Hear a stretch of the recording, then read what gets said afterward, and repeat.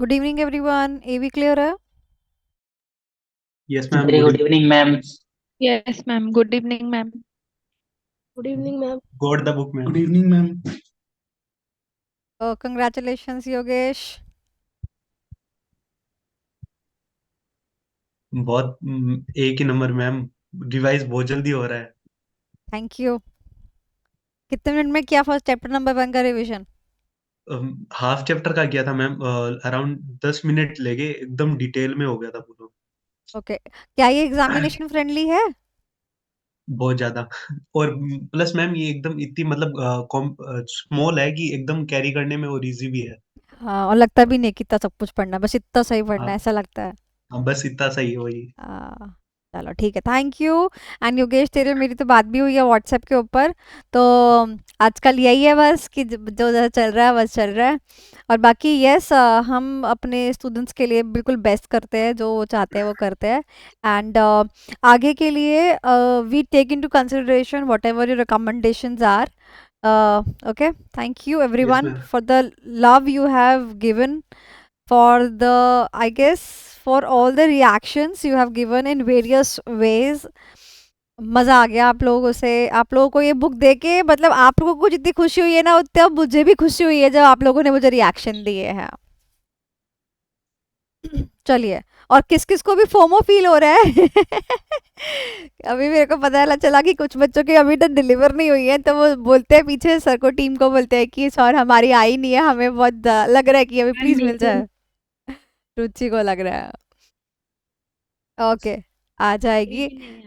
कभी कभी कुछ ट्रैकिंग में प्रॉब्लम हो जाती है, लोकेशन में प्रॉब्लम हो जाती है, there are certain external circumstances which are not in our hand. Still हम लोग अपना काम कर चुके हैं, आगे चल रही हैं चीज़ें। ओके। मैम, हाँ, मेरा स्टडी मैट आज आ गया, जबकि वहाँ पे स्टेटस अभी भी ऑर्डर प्लेस्ड ही शो हो रहा है, पर स्टडी अरे मैट पहुँच गया। कंग्रेचुलेशंस दिव्या, क्या बात है, बहुत थैंक यू बढ़िया मैम। बहुत बढ़िया। ये ये ना साइन होते हैं कि आप पढ़ाई चालू करो फटाफट, ठीक है? Yes ma'am. हाँ, जोरों शोरों से। अब देखो देखो, स्ट्रेटेजिक मैनेजमेंट के लिए you all people are sorted. सबको मैंने सॉर्ट कर दिया, हर चीज सॉर्ट कर दी है ना? अब अगर आपकी मेहनत जो है वो कमी रह गई, वो दिक्कत है। तो आपने अब अपनी मेहनत दिखानी है मेरे को, और कुछ नहीं करना। आपको मेरे से जो चाहिए मेरे को बोलो कि मैम हमसे ये प्रॉब्लम है, हमें इसका सोल्यूशन दे दो, I can give you, but मेहनत आपको करनी पड़ेगी अब, है ना? चलो शशांक, चले फिर क्लास शुरू करें। Yes ma'am, obviously. Okay, so everyone kindly on your video so that I can see your beautiful and handsome faces. Beautiful for the girls and handsome for the boys. चलो ओके। अक्षय कह रहा आज मेरी DP देखो, DP मेरे से ज्यादा सुंदर लग रही है। Ma'am I would like to thank Ruchi. उसने मैम वो सेंड कर दिए थे मार्क, जो आपने मार्क करवाए थे। Okay, Ruchi, where is Ruchi? Yes ma'am. तो रुचि, थैंक और मैसेज थैंक फ्रॉम, यू यार। Message from Yogesh. Welcome Yogesh. I will send more. चलो okay, I appreciate that you always appreciate others effort, good. I I guess कि मेरे संस्कार ठीक ठीक टेंजेंट पे चल रहे हैं। ओके, चलो ठीक है, तो शुरू करते हैं। आज लेक्चर नंबर हमारा 4th है। ऑर्गेनिकली हम 4th लेक्चर में सम अप कर देते हैं, बट इस वाले चैप्टर में थोड़ा टाइम लग रहा है ज़्यादा, बिकॉज मैं हेल्थ वाइज इतनी अच्छी नहीं, तो मैं स्पीड नहीं पकड़ पा रही थी। Now feeling much better. आप लोग समझ रहे हो कि मैं फर्स्ट फर्स्ट फर्स्ट फर्स्ट जब बोल पाती हूँ मतलब I am feeling much better. Okay, तो आज की क्लास में हम थोड़ा सा जो है आगे बढ़ेंगे और आगे इस चैप्टर को लेके जाएंगे। कोई बात नहीं, एक लेक्चर एक्स्ट्रा लग भी गया तो कोई बात नहीं। हमेशा से हमें पता है कि इन्वायरमेंट में चेंजेस होते हैं, तो हमें अपनी चीज़ों में भी चेंज लाना पड़ता है, तो कोई बात नहीं। आज हमारे लेक्चर में क्या खास है? आज हमारे लेक्चर में ये खास बात है कि आज हम जो पढ़ने वाले हैं वो टॉपिक इतना ज़्यादा इम्पॉर्टेंट है और बिल्कुल नया, टोटली टोटली न्यू है। Okay, let us reconsider all the things which we have did so far. एक बारी मैं आपको बता देती हूँ, मैंने आपको ना क्लास में एक लिखवाया था कि हमारे चैप्टर को मैंने 2 पार्ट में डिवाइड कर रखा है ना? आप लोगों को याद भी होगा। और इसके अंदर से जो हमारा पार्ट बी है, हम पॉइंट नंबर 6, 7, 8, 9 कर चुके हैं। अब बात करें पार्ट ए की, तो हम स्ट्रेटेजिक ड्राइवर्स कर रहे थे। कितने होते हैं ड्राइवर्स? 4 चार। चार में से हमने Four. कितने कर लिए थे? 3 तो अभी चौथा वाला ड्राइवर जो है वो भी बचा है, वो हम करेंगे। बट आज हम प्राथमिकता देंगे इस मैट्रिक्स को, क्योंकि मैं क्लास को शुरू करवाना चाहती हूँ with a fresh mind, fresh topic and with a important topic. तो आज हम क्या करने वाले हैं? Mendeleev matrix. तो जितने भी बच्चे ऐसे हैं जो रिपीटर्स हैं, उन सभी बच्चों के लिए एक बहुत बड़ी अनाउंसमेंट है। अनाउंसमेंट ये है कि जो आप अब पढ़ने के लिए जा रहे हो वो ओल्ड सिलेबस पे नहीं था, ये 100% न्यू कंटेंट है। और इसीलिए मैं आपको बोलती हूँ कि amendments are so important for the examination. अगर मैं मैट्रिक्स के कैटेगरी की बात करूँ, you all people understand the matrix, right? It is matrix. तो अगर मैट्रिक्स की बात करूँ तो जितने सारे हमारे पुराने मैट्रिक्स थे ना, उसमें सिर्फ मैट्रिक्स के बेसिस की अगर बात करूँ तो सिर्फ एक यही मैट्रिक्स ऐड हुआ है, समझ रहे हो? यानी वो APM BCG ये सब हैं, अभी भी हैं। बट अगर मैट्रिक्स के सेक्शन की बात करूँ तो ये वाला मैट्रिक्स जो है वो ऐड हुआ है। तो आप समझो, अगर किसी को नया मैट्रिक्स पूछना हो तो उसको नहीं पूछना BCG, उसको नहीं पूछना APM, तो वो नया मैट्रिक्स ढूंढेगा तो उसको सिर्फ एक मैट्रिक्स मिलेगा, MM मैट्रिक्स, मेंडलीव मैट्रिक्स। ठीक है, तो मैं आपको इसको आज रटाने भी वाली हूँ, समझाने भी वाली हूँ, और क्योंकि ये नया टॉपिक है तो मैं इसको फास्ट इतना नहीं पढ़ाऊंगी। ठीक है, माना कि फास्ट ट्रैक बैच है, बट नए टॉपिक्स के लिए I have to go a bit slower. Okay, चले आगे। सो बेटा ये एक मैट्रिक्स है, इसका नाम क्या है बेटा? Mendeleev matrix. क्या नाम है? Mendeleev matrix. Any one from the class can tell me the spelling of Mendeleev? मुझे तो आती ही नहीं है। चलो M मैंने बता दिया, आगे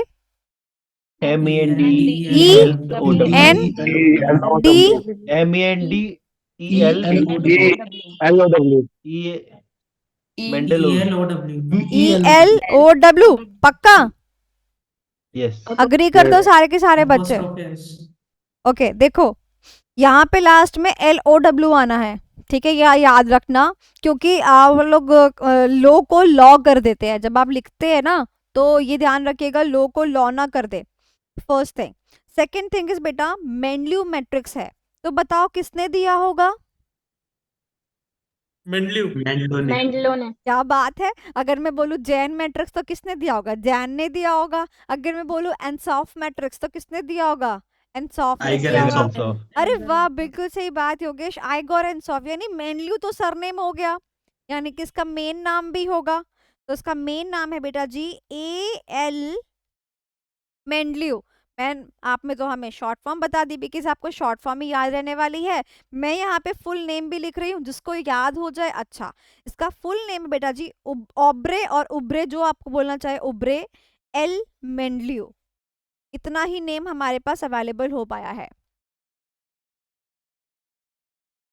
ये मैट्रिक्स किसने दिया? ऑब्रे एल मेंडलीव ने दिया। किसने दिया? ऑब्रे एल मेंडलीव ने दिया। MCQ में क्वेश्चन आ सकता है, तो एटलीस्ट आप ये वाला याद रखें, MCQ में क्वेश्चन आ सकता है।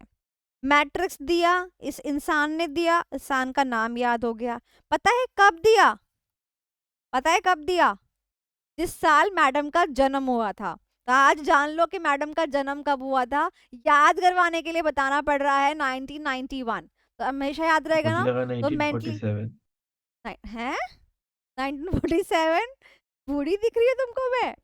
मेरे जनरेशन्स पढ़ा रहे होते हैं, 47 में होता तो ये मैट्रिक्स कब आया था? 1991 में आया था, जब मेरा जन्म हुआ था, जब धरती हिली थी, न्यू इकोनॉमिक पॉलिसी आई थी। याद आ रहा है कुछ इकोनॉमिक का पार्ट? प्राइवेटाइजेशन हुआ था, ब्ला ब्ला ब्ला ब्ला ब्ला।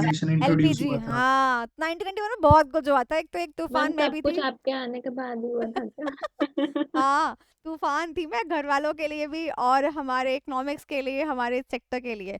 तो याद रहेगा कब आया था? 1991 में आया था। तो अब मेंडलीव ने एक मैट्रिक्स दिया, 1991 के अंदर दिया, और इस मेंडलीव ने पता है ये मैट्रिक्स देकर एक सॉल्यूशन जो है वो देने की कोशिश करी। जब भी कोई मैट्रिक्स आता है तो वो एनालिटिकल नेचर का होता है, उससे हम एनालिसिस कर पाते हैं, और एनालिसिस करके हम इजीली क्या कर पाते हैं? डिसीजन मेकिंग कर पाते हैं। तो अब मैं आपको ना मेंडलीव के बारे में बताती हूँ कि इसके मैट्रिक्स किसके बारे में था, इसने ये मैट्रिक्स जो है क्यों लाया। ठीक है, सुनो, पहले स्टोरी सुनो।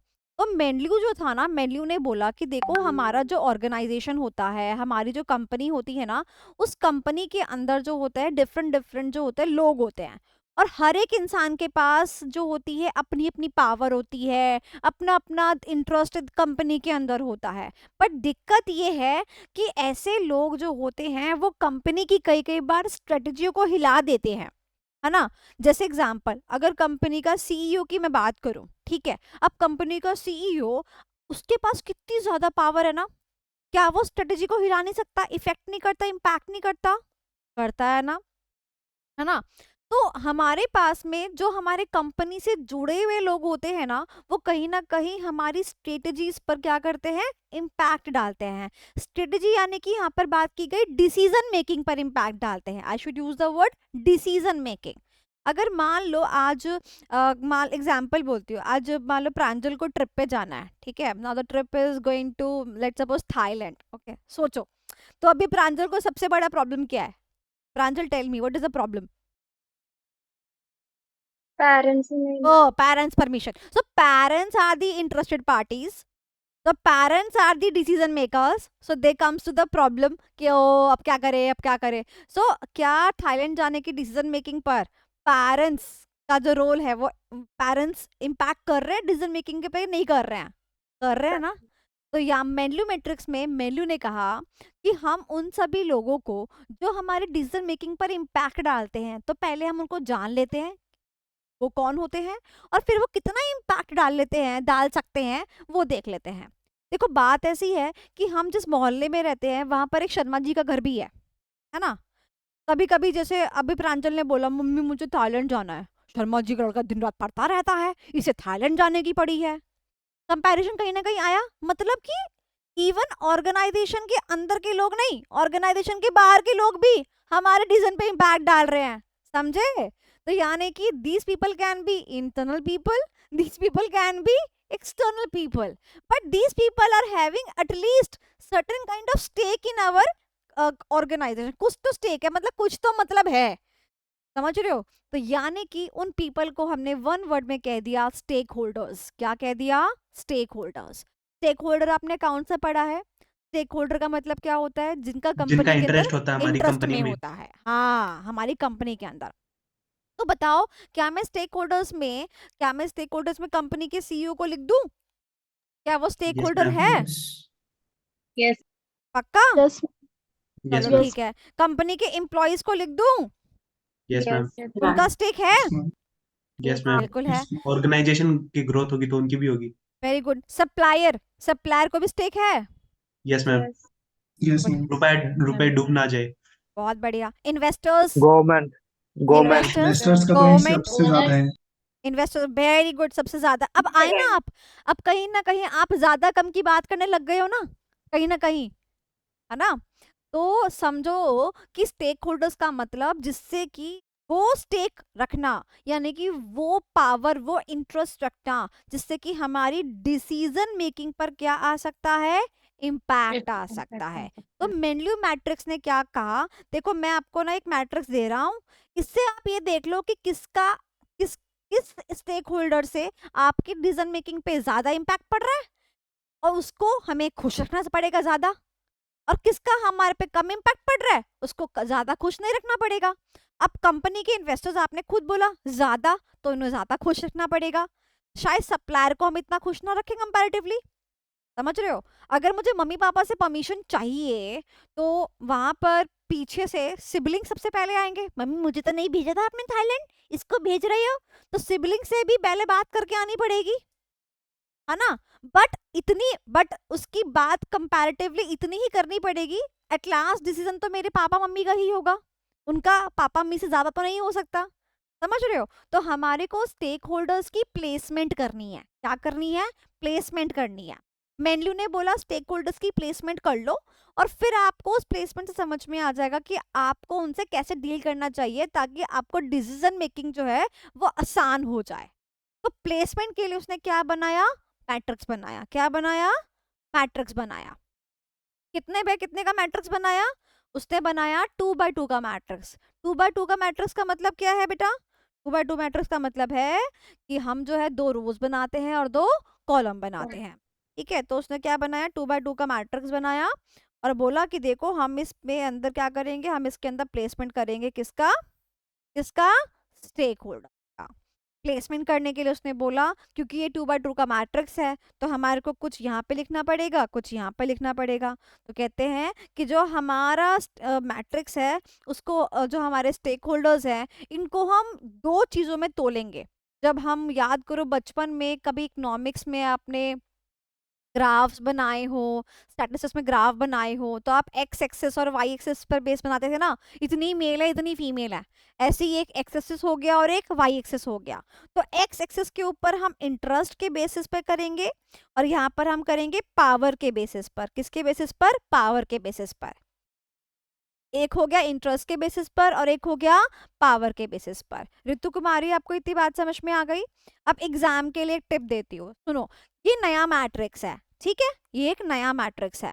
तो वैसे तो हम मैट्रिक्स में इसको वाइस वर्सा भी कर सकते हैं, ठीक है, आपको पता है हमारी कोई हम अकॉर्डिंगली कॉलम्स को और अकॉर्डिंगली कॉम्बिनेशंस को ऊपर नीचे कर सकते हैं। बट मैं आपको ये बोलूँगी कि आप इसको एटलीस्ट आपके अटेम्प्ट के लिए, नवंबर 24 के अटेम्प्ट तक के लिए इसको आप सेम रखें, क्योंकि चेक करने वाला अभी ऐसे ऐसे ही चेक करेगा। I hope you are getting my point. Clear है? तो आप जो है जब इस टॉपिक को कर रहे हो तो मैं आपसे रिक्वेस्ट करती हूँ आपकी इंटरेस्ट को आप एक्स एक्सिस पे रखें और पावर को आप वाई एक्सिस पर ही रखें। क्लियर हो गया? खुशी, क्लियर हो गया बेटा आपको? ओके, अब यहाँ पे टिप दे रही हूँ याद रखने के लिए। देखो आई में देखो डंडा ऐसा जाता है ना, ऐसा, तो समझना कि वो आपको इसको ऐसे इसके पैरेलल ही लिखना है, ऐसे याद रखना। ठीक है, ये याद करने की तरकीब दे दी है मैंने आपको कि आपको दिक्कत नहीं होनी चाहिए। Okay, that is the interest. अब देखो ध्यान से सुनो मेरी बात, जो मैं आपको पढ़ाने के लिए जा रही हूँ this is a new topic, और जितने इजी तरीके से मैं आपको इसको पढ़ा दूंगी उससे इजी तरीके से आपको हो नहीं पाएगा। ओके, तो मेन्यू ने कहा कि मेरे को स्टेक होल्डर्स की प्लेसमेंट करनी है। स्टेक होल्डर कौन होते हैं हम समझ चुके हैं, जिनका कंपनी में स्टेक होता है।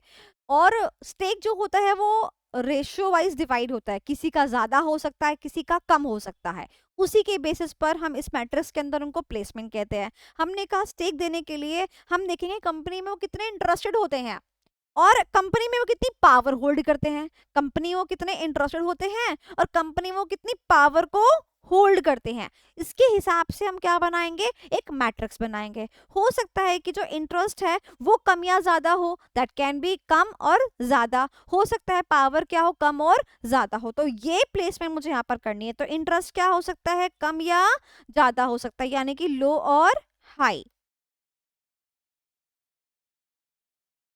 देखो फटाफट, लो और हाई। और पावर भी क्या हो सकती है, यहाँ पर देखिए हाई ऊपर है और लो नीचे है, हाई और लो। ठीक है, याद रखिएगा फर्स्ट टाइम ये चीज आ रही है, इसको एज इट इज ही मेंटेन करने की कोशिश कीजिएगा। ठीक है, चलिए अब समझते हैं।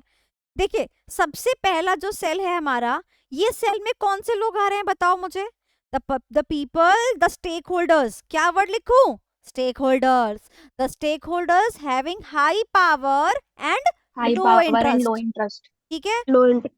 चलो नेक्स्ट बताएगी दिव्या। दिव्या नेक्स्ट कॉलम बताओ, इसमें कौन से स्टेक होल्डर्स हैं?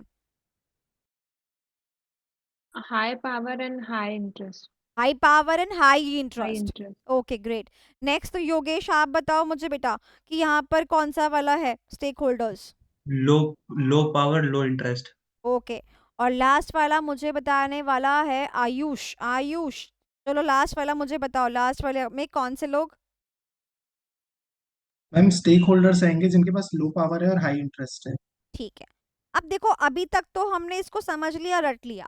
अब जरा मैं आपको बताने वाली हूँ आसान लेमैन भाषा में, जिससे कि आपको इजीली समझ में आई चीजें, इजीली समझ में आए। ध्यान से समझना। देखो एक तरफ हमारी मम्मी है, ठीक है, समझना, मम्मी है, मम्मी को ना हर बात की रिपोर्टिंग चाहिए, किससे बात कर रहे हो, क्या कर रहे हो, है ना, समझ रहे हो। उनको एंड रिजल्ट से भी मतलब है, उनको एंड रिजल्ट से भी मतलब है। उनके पास पावर भी अच्छी खासी है, ट्रिप पे जाने को अलाउ भी करा सकती है और ट्रिप पे जाने को कैंसिल भी करा सकती है ना।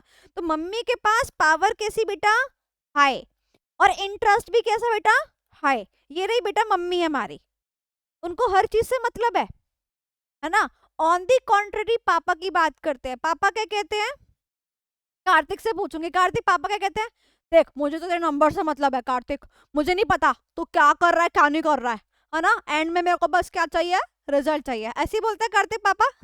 Yes ma'am. तो मतलब पापा को पावर पूरी है, पापा को पावर पूरी है, पापा के पास टेक अच्छा खासा है, पर पापा को इंटरेस्ट कम है, बस करो तुम जो मर्जी, मुझे रिजल्ट चाहिए। समझ रहे हो? तो पापा किस कैटेगरी में फॉल कर गए, इस कैटेगरी में फॉल कर गए। हाई पावर ठीक है, लो इंटरेस्ट। बट एक मैं आपको डिस्क्लेमर दे रही हूँ बेटा, अभी क्या हुआ आपको पता ही है ना कि हम लोग ना रेगुलर बैच के अंदर क्वेश्चन आंसर्स करवाते हैं, है ना, मैं टेस्ट सीरीज वगैरह लेती हूँ, है ना, उसमें करवाती हूँ। मैंने क्वेश्चन टेस्ट में दिया, बच्चे ने एग्जाम्पल में पापा लिख दिया, ऐसा मत करना, मैं आपको समझा रही हूँ। मतलब क्या है कि देखो नया मैट्रिक्स है, आपको आप यूट्यूब पे 10,000 वीडियो देख लेना, आपको इतना अच्छा एक्सप्लेनेशन कहीं नहीं मिलेगा, बिकॉज मैं उसको ईजी करना चाहती हूँ, बट इट डजंट मीन कि आप एग्जाम में पापा मम्मी लिख के आ जाओगे, ठीक है। अब आगे अब अगर हम चलते हैं तो वहां तो और ज्यादा दिक्कत हो जाएगी। चलिए आगे मैं आपको बताती हूँ। तो पापा मम्मी के समझ में आया कि मम्मी के पास इंटरेस्ट भी ज्यादा, बहुत दिमाग खराब करती है मम्मी, सब बातों का एकदम हिसाब किताब रखती है मम्मी, और पापा की इक्विवेलेंट ही ऑलमोस्ट उनके पास पावर होती है। अग्री करते हो? जबकि ऑन दी कॉन्ट्ररी पापा क्या करते हैं, क्या करते हैं, पापा क्या ज़्यादा कहते हैं, पूछते नहीं है। ज्यादा पूछते नहीं है, Interest इंटरेस्ट कम show उनका करते कम हैं। होता है हमारी जिंदगी के अंदर, जो मर्जी करो मुझे मेरे एंड रिजल्ट दे दो, बात खत्म हो गई।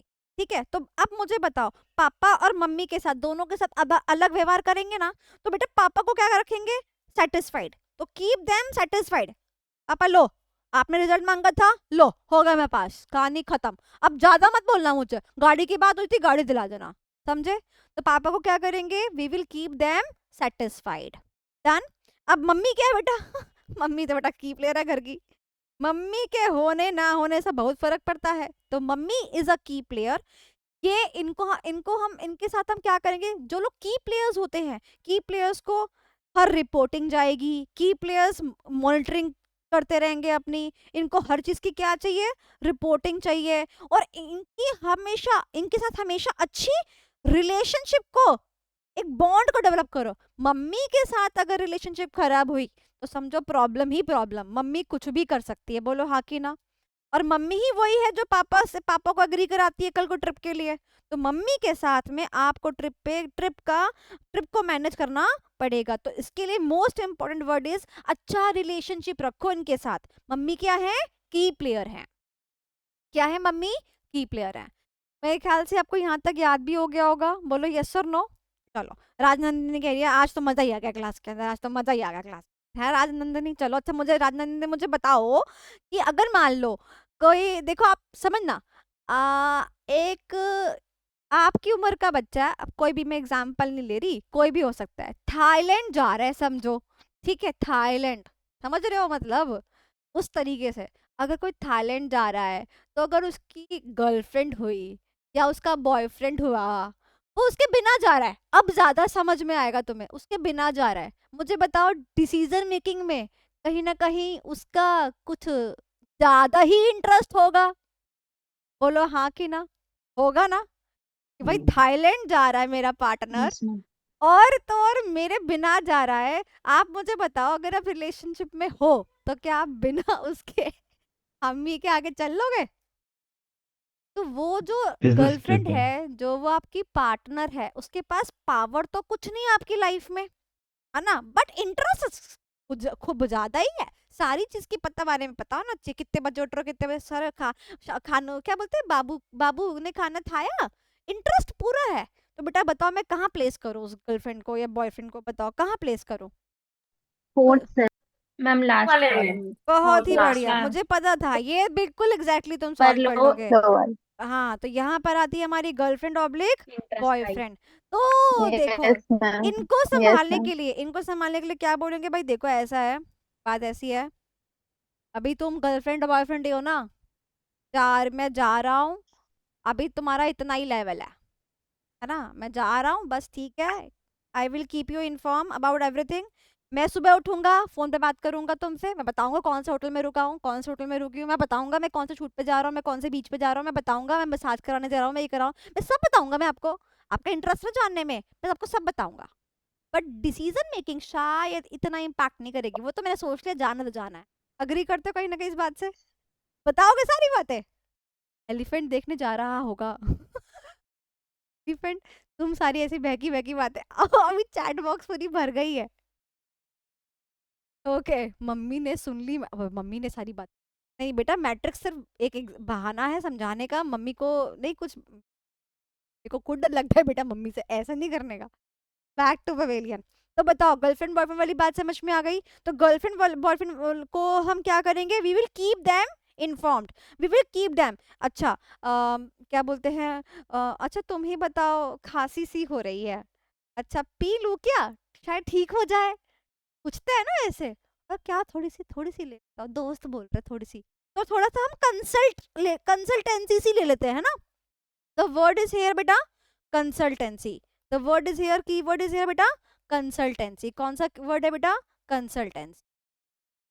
क्या आपको सारे वर्ड्स याद हो रहे हैं? Keywords consultancy. देखो मैं आपको भले ही फास्ट ट्रैक में पढ़ा रही हूँ, टॉपिक नया है तो थोड़ा सा इन डेप्थ करके याद करा रही हूँ, चलेगा ना? या भगा दो फटाफट? नहीं मैम चलेगा चल नो मैम। आराम से चलने दो मैम। चलेगा, चलो ठीक है। ओके आगे चलते हैं। देखो अब सुनो, यहाँ पर हमारी गर्लफ्रेंड और बॉयफ्रेंड का प्लेसमेंट है। चलो अब आगे चलते हैं, आगे चलते हैं। सर, देखो अब सकते हो क्या कह रही रुचि? मैं एक बार रिपीट कर सकते हो? थोड़ा सा कनेक्शन एरर था। रुचि मैंने सिर्फ इतना बताया है कि हमारे पास जितने स्टेक होल्डर्स होते हैं ना, हम उनको बेसिकली सेल्स में प्लेस करते हैं और वो ये दिखाते हैं कि हमें उनके साथ कैसा बिहेवियर करना चाहिए। तो मैं ये आपको प्लेसमेंट सिखा रही हूँ कि हमें उनका कैसा बिहेवियर करना चाहिए, दैट हमें किसको प्रायोरिटाइज करना चाहिए, क्या करना चाहिए। This all what is happening. Okay अब लास्ट सेल है, बताओ लास्ट सेल कैसा, जहाँ पे इंटरेस्ट कैसा? लो, मोर पावर और पावर भी कैसी? लो लो। बताओ शर्मा जी को कहाँ प्लेस कर दूं? रिश्तेदार। लो कैटेगरी थर्ड में। कॉलम। यानी कि शर्मा जी का लड़का कहाँ पर आएगा? शर्मा जी का लड़का भैया यहाँ पर आएगा, ये लिखो शर्मा जी। ना तो इनका कोई इंटरेस्ट है तो इनकी कोई पावर बनती है, बट साला डिसीजन मेकिंग में जरूर इफेक्ट कर देते हैं, है नहीं बात सही?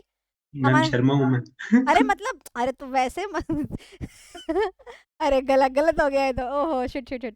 देखो वो तो कोई भी हो सकता है कर दी। तो कोई भी तू हो सकता गुप्ता जी लगा ले भाई। है। दिल में मत लेना योगेश और कहीं ऐसा तो नहीं है ये वही शर्मा जी का लड़का यही है वो? चलो बता रहे, तुम कितने बच्चों को शर्मा जी के लड़का या पड़ोसी के लड़के से या बच्चे से कंपेयर करा जाता है? मेरे को तो हमेशा कंपेयर करते थे, हमेशा, कि देखो ऐसा है ऐसा है ऐसा है, कि वो देखो कितना आगे चला गया, वो देखो कितना आगे चली गई। सारे के सारे लोग ऐसे हैं। हाँ मैम आपको भी कहते थे, हम कहाँ ही जाएंगे। हाँ, अरे सोचो, मेरे को ऐसे बोलते हैं, देखो उसकी शादी हो गई, 2 बच्चे हो गए उसके तो तुम देखो तुम्हारा पार्टनर का ठिकाना नहीं है। सबका साथ गई है भाई, सबके साथ यही है। चलो ओके, तो शर्मा जी का बच्चा जो है बेटा, वो हमारे लिए क्या है? लोवेस्ट प्रायोरिटी है, लो प्रायोरिटी। क्या बोलेंगे बेटा? Low priority. बस बेसिकली इसके साथ तो हम कभी कभी बात कर लेते हैं थोड़ा बहुत, अगर मान लो शर्मा जी के साथ दोस्ती वोस्ती रहे हमारी तो ठीक रहेगा, है ना? शर्मा जी का लड़का बस थोड़ी सी, मतलब सबसे इन चारों सेल में से सबसे कम जो हमारे लिए इम्पोर्टेंट है या सबसे कम जो इम्पैक्ट डालता है वो कौन सा है? शर्मा जी का लड़का। क्लियर हो गया?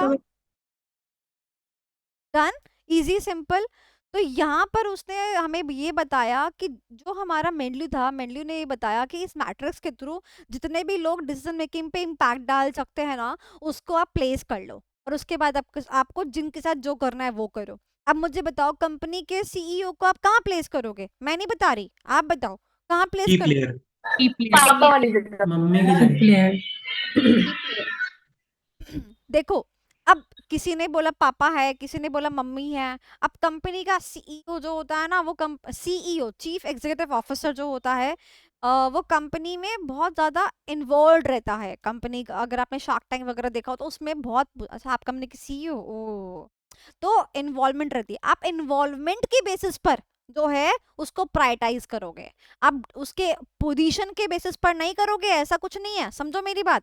अब मान लो एक गर्लफ्रेंड बॉयफ्रेंड है, ठीक है, समझना, कल को इससे शादी हो गई तो क्या इसका प्लेसमेंट भी अलग हो जाएगा?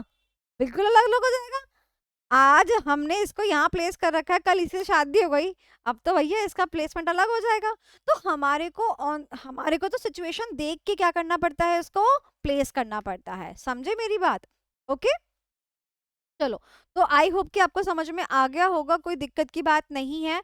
यहाँ पे एग्जाम में आपको सबसे पहले मैट्रिक्स को याद रखना है, और जो जो बच्चे इस टॉपिक को ऐसा मान के चल रहे हैं कि भाई ये नया टॉपिक है, एग्जाम में आ सकता है, तो बिल्कुल सही मान के चल रहे हो। 4 नंबर से 5 नंबर के लिए सवाल आपके एग्जाम में आ सकता। तो आई होप कि आपको समझ में आ गया होगा। मैं एक बार आपको बुक से भी दिखा देती हूँ, ये स्टार्टिंग में ही आपका चैप्टर में आ जाता है, देखिए। 3.5 हाँ thank you Kartik. 3.6 Kartik interest आ रहा है अभी पढ़ने में तेरे को? Yes ma'am. चलो ठीक है। अच्छा, स्टेक होल्डर्स के एग्जाम्पल्स रटने की जरूरत है कि आते हैं? आते हैं मैम। आते हैं ना, लिख देना कोई सारे, बहुत सारे स्टेक होल्डर्स होते हैं। ठीक है चलो आगे पढ़ लेते हैं। ये आ गया हमारा मेंडलियो मैट्रिक्स। देखो सबसे पहला सवाल एग्जाम के अंदर, मेंडलियो मैट्रिक्स का दूसरा नाम क्या होता है? मेंडलियो मैट्रिक्स का दूसरा नाम होता है, एक तो स्टेक होल्डर्स एनालिसिस मैट्रिक्स, क्योंकि हम स्टेक होल्डर्स का क्या करते हैं, एनालिसिस करते हैं, और दूसरा पावर इंटरेस्ट मैट्रिक्स। क्या कोई बच्चा मुझे बता सकता है इसका नाम पावर इंटरेस्ट मैट्रिक्स क्यों है? मुझे तो समझ ही नहीं आ रहा। मैम क्योंकि पावर और इंटरेस्ट पे डिस्कस है और पावर होल्ड करता है ना कंपनी इसलिए। मैम ठीक है इसी पे बेस्ड कर रहे हैं। हाँ चलो वेरी गुड। ओके आगे चलते हैं। देखो डेवलप किया उसने ग्रिड को, क्या बोल दिया, मैट्रिक्स बोल दिया। अब यहाँ पे वो ले आया, यहाँ पर देखिए ये पूरा का पूरा वही है जो मैंने आपको सिखाया। मेरे कलर्स दूसरे हो सकते हैं, यहाँ पर कलर्स का कोई मतलब नहीं है, ठीक है। कलर्स पे मत जाना, go on the content side. तो मैं आपको 1 मिनट दे रही हूँ, जो ये कंटेंट में शो कर रहा है ना आपको, इसको एक बार पढ़ लो जरा, फिर मैं आपको एग्जामिनेशन में कैसे करना है वो आपको बताऊंगी।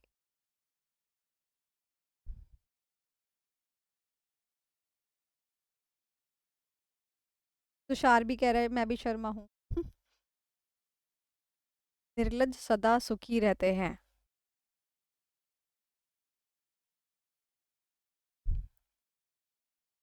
चलो इजी सिंपल। अब मेन वर्ड समझेंगे। मेन वर्ड कौन सा है? जो ब्लैक कलर में बड़ा बड़ा लिखा हुआ है कैपिटल लेटर्स में, वो मेन वर्ड है, वो याद रहेगा।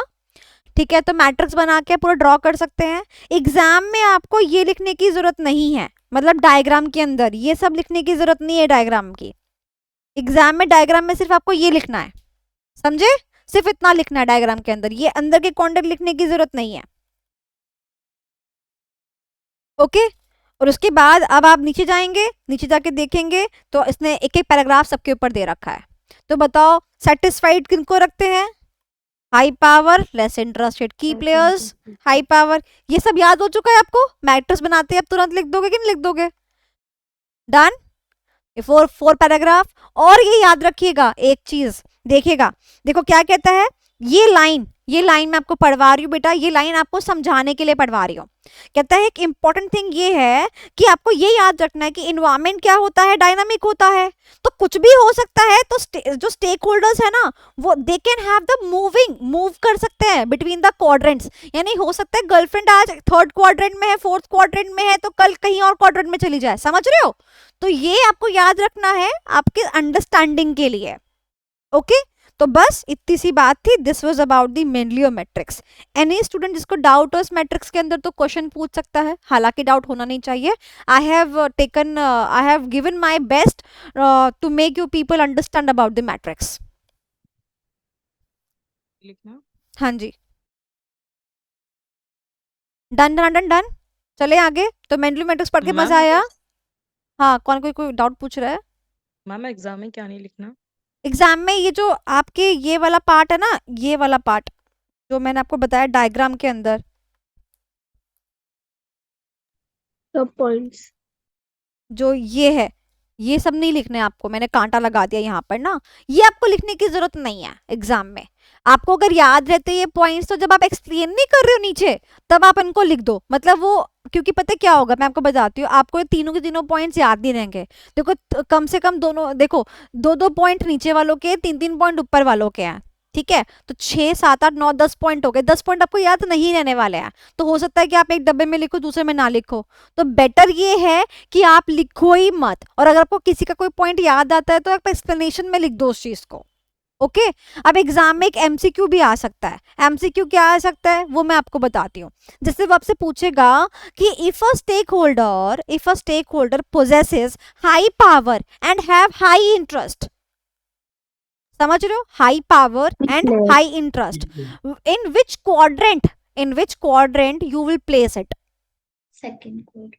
अब आप player. हाँ key player key player, Key the answer player. Would be key player, Key player. ठीक है, the answer would be key player. तो you can be asked MCQs in the examinations. Done done done done, easy simple, okay.